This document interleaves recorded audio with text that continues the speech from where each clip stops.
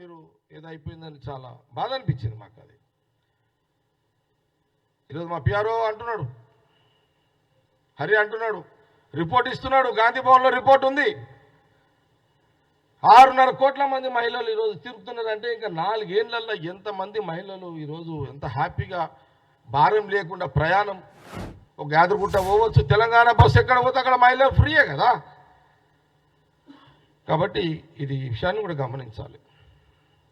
ఇక రెండవది ఆరోగ్యశ్రీ. ఆరోగ్యశ్రీ 10 లక్షలు ఆ రోజు సోనియా గాంధీ రాహుల్ గాంధీ గారు చెప్పిండు, ప్రజలు నమ్మిరు, మాకు ఓటేసిరు, సీఎం రేవంత్ రెడ్డి గారు అమలు చేసేసిండు.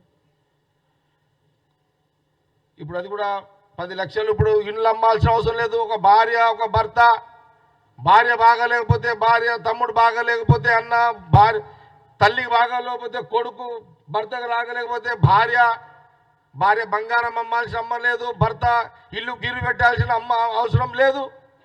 ఆరోగ్యశ్రీ 10 లక్షల వరకు మీరు ఏ పెద్ద దవాఖానకు పోయినా మీకు ఫ్రీ ట్రీట్మెంట్.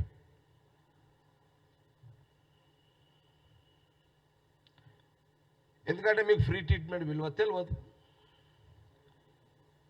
ఎందుకంటే మీరు ముఖ్యమంత్రి గారి కొడుకులు, బిడ్డలు, మీకు ఈ బాధలు తెలివయి. డబ్బు పెట్టుకున్నోనికే తెలుస్తుంది కదా, పేదోనికే తెలుస్తుంది బాధ ఏందో, కష్టమేందో. కాబట్టి అది మంచి పద్ధతి కాదు. వచ్చిన ఇది ఎన్ని రోజులకు మనము ఈ ఆరోగ్యశ్రీ సెకండ్ 2 రోజులకే కదా అలా చిన్న 2 days 2 రోజులకే అమ్మ 48 అవర్స్లో ఆరోగ్యశ్రీ స్టార్ట్ అయింది. ఉచిత బస్సు ఆరోగ్యశ్రీ. ఆరోగ్యం ఇంపార్టెంట్ స్టార్ట్, ఉచితము స్టార్ట్. ఇంకా మిగతా 4 తయారవుతున్నాయి. ఇందిరమ్మలు ధర. అచ్చా, నేను ఒకటి అడుగుతున్నా కేటీఆర్ గారు, హరీష్ రావు గారు, నేను చాలా విషయాలు ఉన్నాయి. మీడియా ఈరోజు కోఆపరేట్ చేయాలి. ప్రభుత్వం యొక్క మా ముఖ్యమంత్రి గారు, మా క్యాబినెట్, మా డిప్యూటీ సీఎం ఏం చేస్తున్నారు, కాంగ్రెస్ పార్టీ ఏమి ప్రజలకు తెలపాల్సిన బాధ్యత యాజ్ వర్కింగ్ ప్రెసిడెంట్గా కాంగ్రెస్ పార్టీగా మాకున్నది. చిన్న మా సీనియర్ నాయకుడు ఉన్నాడు. మా మీడియా నేను రిక్వెస్ట్ చేస్తున్నా, దయచేసి ఈరోజు మీరు ఆల్ ఛానల్స్ మాకు కోఆపరేట్ చేయండి, సహకరించండి. మా వాయిస్ని జనాలు వినేటట్టుగా మీరు లైవ్లు ఇవ్వండి. ప్రజలకు కూడా తెలవాలి ఇవి చాలా విషయాలు. నేను అడుగుతున్నా కేటీఆర్ని, హరీష్ రావుని అడుగుతున్నా, 9 ఏళ్ల కాలంలో ఈ రాష్ట్రానికి ముఖ్యమంత్రి రేవంత్ రెడ్డి అయిన కొన్ని రోజుల్లోనే ప్రజాపాలన, అంతేగాని ప్రజాపాలన అర్థం చేసుకోండి. ఇది 9 ఏళ్ళు కేసీఆర్ పాలన అన్నారు, ప్రజాపాలన అల్లే.